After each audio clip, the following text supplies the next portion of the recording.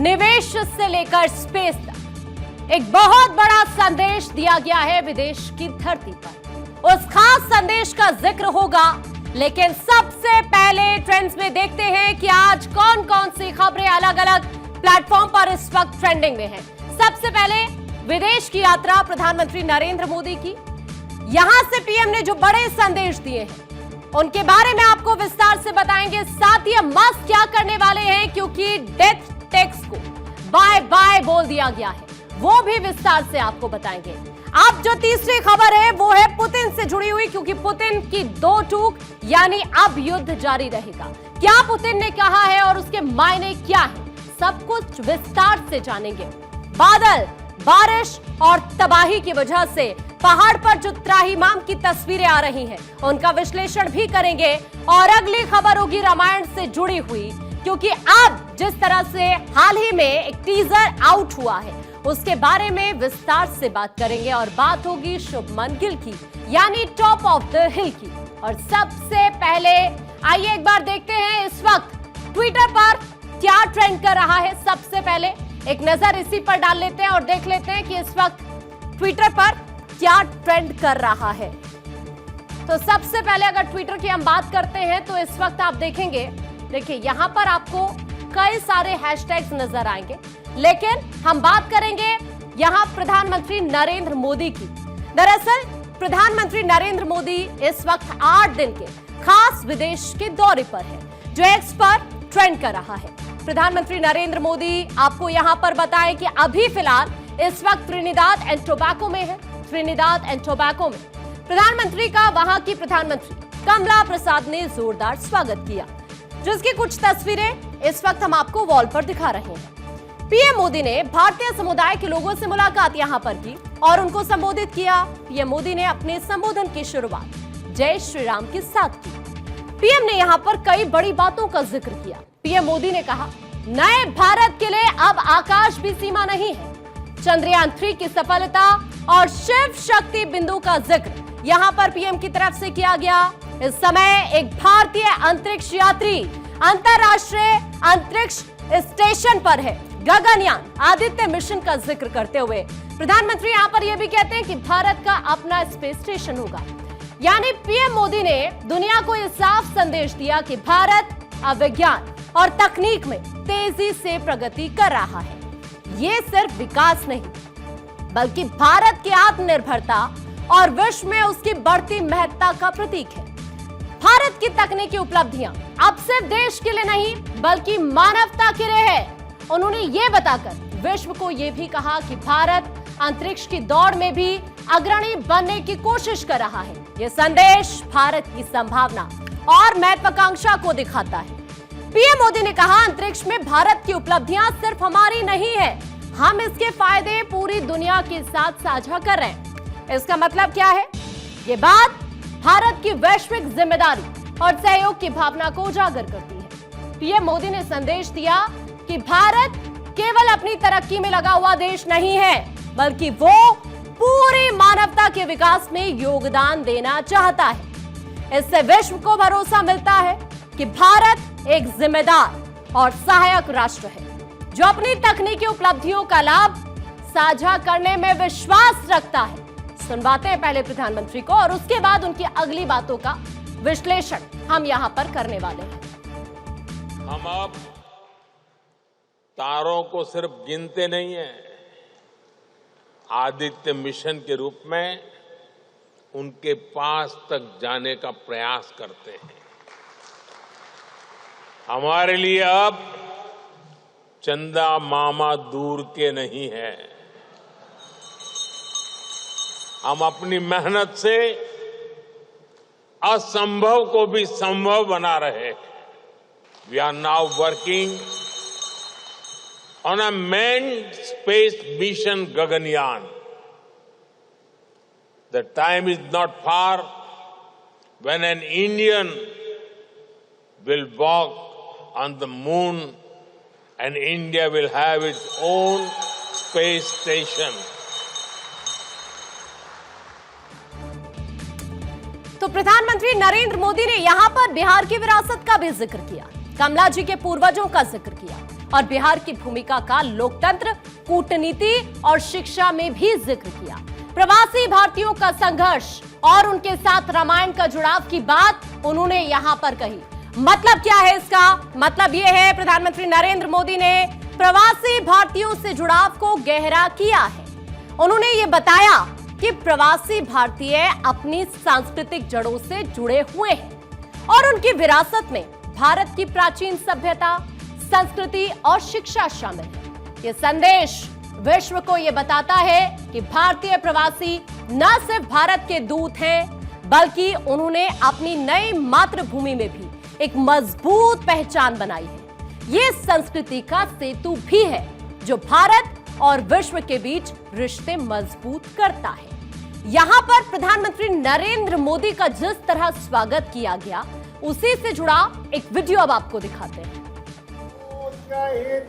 जन्म भये कान्हा को देव सुमन जललाए।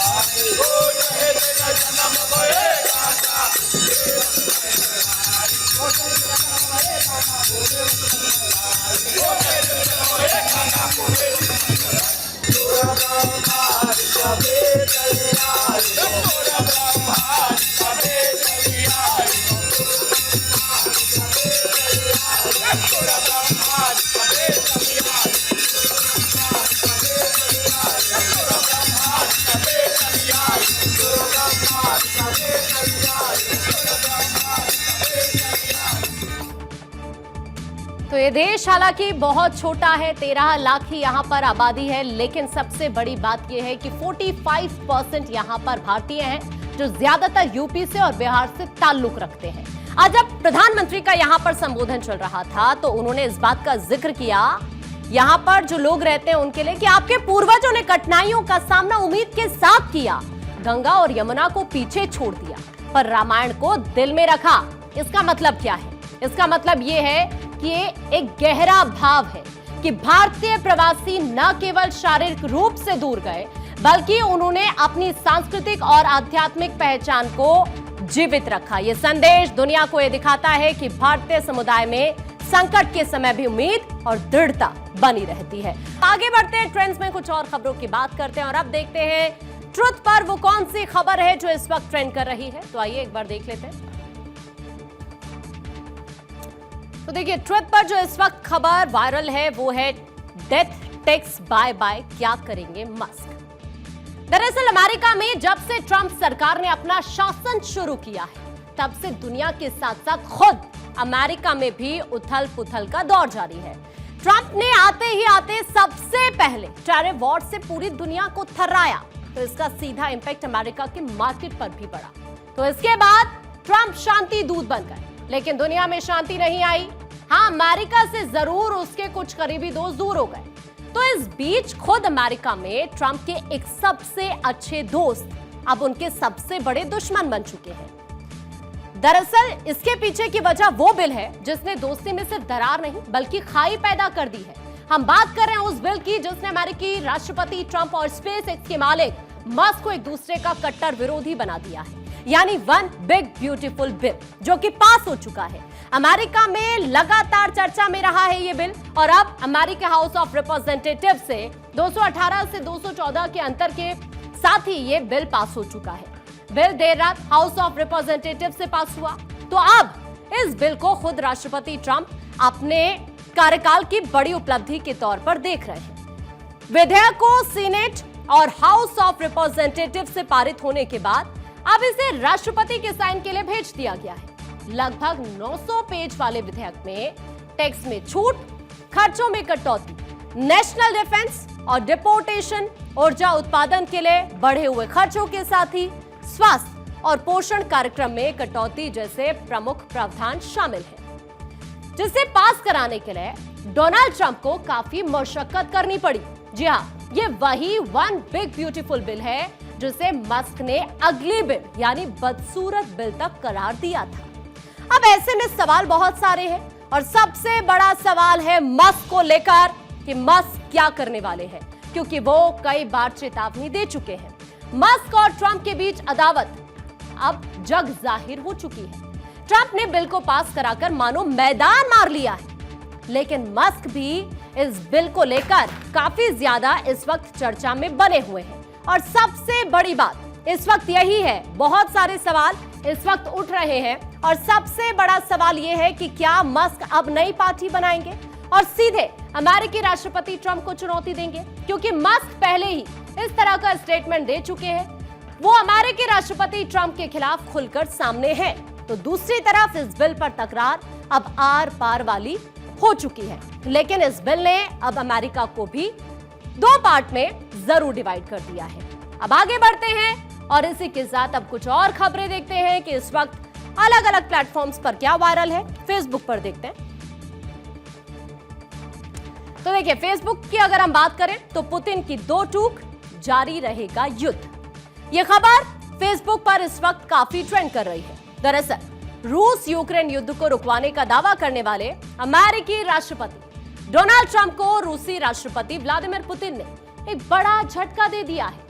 ट्रंप ने पुतिन से फोन पर बात की। रूस यूक्रेन युद्ध को लेकर यह दरअसल यहां पर चर्चा हुई, लेकिन रूस ने साफ कर दिया है कि वो अपने टारगेट पूरे किए बिना पीछे नहीं हटने वाला। रूस के राष्ट्रपति कार्यालय ने ट्रंप और पुतिन के बीच हुई बातचीत की जानकारी दी है। रूस राष्ट्रपति व्लादिमीर पुतिन ने अमेरिकी राष्ट्रपति डोनाल्ड ट्रंप के साथ फोन पर बातचीत के दौरान कहा कि रूस यूक्रेन के खिलाफ अपने अभियान को तब तक जारी रखने वाला है जब तक कि सभी लक्ष्य हासिल नहीं हो जाते। अब इसके बहुत सारे एंगल हैं। सबसे पहला एंगल है राजनीतिक और डिप्लोमेटिक एंगल। दरअसल पुतिन और ट्रंप के बीच जो बातचीत हुई है वो दिखाती है कि रूस अपनी मांगों को लेकर बिल्कुल दृढ़ है।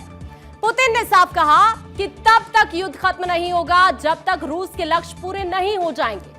मतलब रूस यूक्रेन पर अपना नियंत्रण या अपनी मांगे बिना पूरे किए पीछे हटने वाला नहीं है। ट्रंप ने शांति की कोशिश जरूर की है, लेकिन पुतिन ने इसे ठुकरा दिया और इससे पता चलता है कि रूस की कूटनीति अब भी सख्त और लड़ाई पर टिकी हुई है। अमेरिका और रूस के बीच ये तनाव दुनिया के लिए चिंता की बात है, क्योंकि ये दोनों बड़े देशों की बात होती है। युद्ध और सुरक्षा का एंगल अगर आप समझेंगे तो पुतिन का यह कहना है कि रूस तब तक युद्ध जारी रखेगा जब तक उसे वो सब नहीं मिल जाता जो उसने तय किया है। इसका मतलब क्या है? इसका मतलब यह है कि यूक्रेन में लड़ाई अभी खत्म नहीं होगी। इससे सुरक्षा की स्थिति खराब होती है। न सिर्फ यूक्रेन बल्कि पूरे यूरोप में अस्थिरता बनी रहती है। युद्ध में इंसानों की जानें जा रही हैं और हथियारों का इस्तेमाल बढ़ रहा है। यह दुनिया के लिए खतरा है, क्योंकि जब बड़े देश युद्ध में उलझते हैं तो उससे छोटे देशों और आम जनता को बहुत ज्यादा नुकसान होता है। आइए आगे बढ़ते हैं, देखते हैं अब इंस्टाग्राम पर इस वक्त क्या ट्रेंडिंग में है। तो देखिए, इंस्टाग्राम की अगर बात करें तो बादल, बारिश, तबाही, पहाड़ पर दरअसल त्राहिमाम है। कुछ नई तस्वीरें और वीडियोस इस वक्त सामने आ रहे हैं। भारी बारिश, बादल फटने और लैंडस्लाइड के चलते हालात क्या हैं, ये तस्वीर ये बताने के लिए काफी है। हिमाचल, उत्तराखंड में बड़ी तबाही हुई है लैंडस्लाइड की वजह से। दोनों पहाड़ी राज्यों की लगातार सामने आ रही तस्वीरें बर्बादी की डरावनी कहानी को बयां कर रही है। हिमाचल प्रदेश में लगातार हो रही मूसलाधार बारिश ने तबाही मचा दी है। इस प्राकृतिक आपदा ने अब तक कई लोगों की जान ले ली है।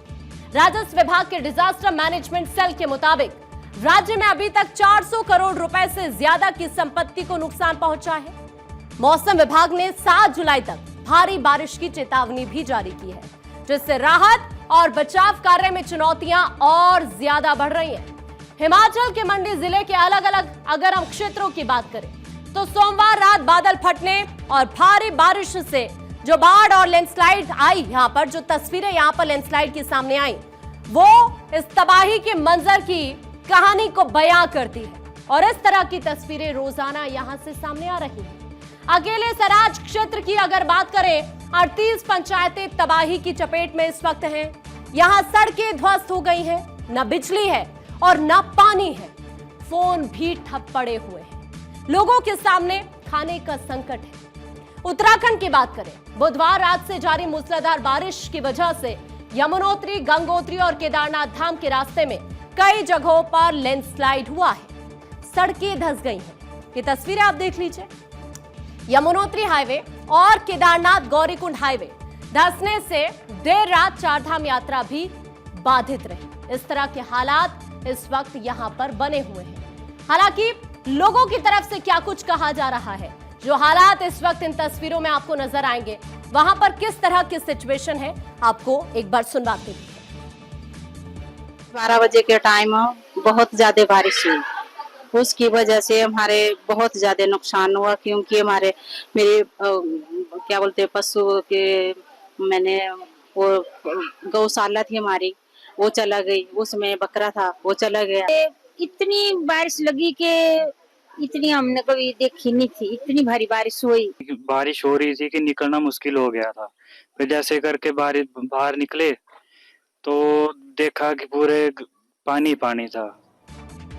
तो आपने देखिए यहाँ पर लोगों को सुना वो किस तरह की परेशानियों का सामना उन्हें इस वक्त करना पड़ रहा है। आगे बढ़ते हैं खबरों में और अभी देखते हैं इस वक्त अगले प्लेटफॉर्म पर, यानी अगर हम बात करें फेसबुक पर क्या ट्रेंड इस वक्त कर रहा है, तो जल्दी से एक बार देख लेते हैं। और एक्स पर भी ये खबर हालांकि काफी ज्यादा ट्रेंडिंग है, तो एक्स पर इस वक्त देख लेते हैं। आप देखिए हालात। सबसे पहले रणबीर की बात करेंगे। दरअसल बात यहां पर होगी रामायण, क्योंकि एक्स पर रामायण रणबीर कपूर काफी ट्रेंड कर रहे हैं, जो आपको यहां पर इस वक्त नजर भी आएगा। इसके पीछे की वजह क्या है, चलिए समझते हैं। रामानंद सागर की रामायण ने दरअसल 80 से 90 के दशक में जो प्रभाव छोड़ा था, वो भारतीय टेलीविजन इतिहास का एक अहम हिस्सा बन गया। उस वक्त न केवल रामायण एक धार्मिक और सांस्कृतिक महाकाव्य थी, बल्कि वो लोगों के जीवन का हिस्सा बन गई थी। और उसकी वजह से घर घर में भक्ति, नैतिकता और आदर्श जीवन शैली के बीच अगर हम बात करें तो बहुत से संदेश गहराई से पहुंचे थे। उस समय के तकनीकी संसाधनों की सीमाएं थी, लेकिन कहानी को पेश करना, अभिनय और संवाद और साथ ही वो सादगी जिसने दिलों को छू लिया, वही रामानंद सागर की रामायण को अमर बनाती है। वीएफएक्स या हाईटेक इफेक्ट्स की कमी के बावजूद उसका गहरा इंपैक्ट था कि आज भी लोग उसे याद करते हैं। अब रणबीर कपूर की रामायण की अगर हम बात करें, वीएफएक्स और तकनीक का स्तर बहुत उन्नत है। 3 मिनट 4 सेकंड के फर्स्ट लुक में जो प्रभाव नजर आया, उससे साफ दिखता है कि फिल्म मेकर्स ने इसे आधुनिक तकनीक के साथ भव्य और आकर्षक बनाने की पूरी कोशिश की है। धनुष, बाण चलाना, युद्ध के दृश्य और रावण की टक्कर, सब कुछ काफी ग्लैमरस और सिनेमैटिक यहां पर लग रहा था। तो कुल मिलाकर अब देखना होगा कि आगे किस तरह से ये फिल्म अब लोगों के दिलों पर राज करेगी जब रिलीज होगी। अब आइए कुछ और खबरों की अब बात करते हैं और अब देखते हैं YouTube पर क्या ट्रेंड कर रहे हैं। तो YouTube पर जो खबर सभी क्रिकेट लवर्स से जुड़ी हुई है, Shubman Gill top of the हिल। भारत और इंग्लैंड के बीच 5 मैचेस की टेस्ट सीरीज का दूसरा मुकाबला बर्मिंघम के एजबेस्टन मैदान पर खेला जा रहा है और इस मुकाबले में भारतीय टीम की पहली पारी में कप्तान शुभमन गिल छा गए हैं। शुभमन ने 387 गेंदों पर 269 रन बनाए, जिसमें 30 चौके और 2 छक्के शामिल रहे। शुभमन ने यादगार पारी खेली और रिकॉर्ड की झड़ी लगाकर रख दी है। इस दौरान शुभमन ने विराट कोहली का भी एक बहुत बड़ा रिकॉर्ड तोड़कर रख दिया। शुभमन गिल अब टेस्ट क्रिकेट में सबसे बड़ी पारी खेलने वाले भारतीय कप्तान बन चुके हैं। शुभमन ने 255वां रन बनाते ही एक बहुत बड़ी उपलब्धि अपने नाम कर ली है। इससे पहले हालांकि ये रिकॉर्ड टीम इंडिया के पूर्व कप्तान विराट कोहली के नाम पर था। कोहली ने अक्टूबर 2019 में साउथ अफ्रीका के खिलाफ पुणे टेस्ट मैच में नाबाद 254 रन बनाए थे। शुभमन का बतौर कप्तान ये दूसरा ही टेस्ट मैच है। उन्होंने कप्तान के रूप में अपनी तीसरी पारी में विराट कोहली का ये रिकॉर्ड तोड़कर रख दिया और इंग्लैंड के खिलाफ लीड्स टेस्ट मैच में बतौर कप्तान अपने टेस्ट करियर का नया आगाज भी किया था। और अब उनकी इस पारी की तारीफ चारों तरफ हो रही है। ट्रेंड्स में फिलहाल आज के लिए इतना ही।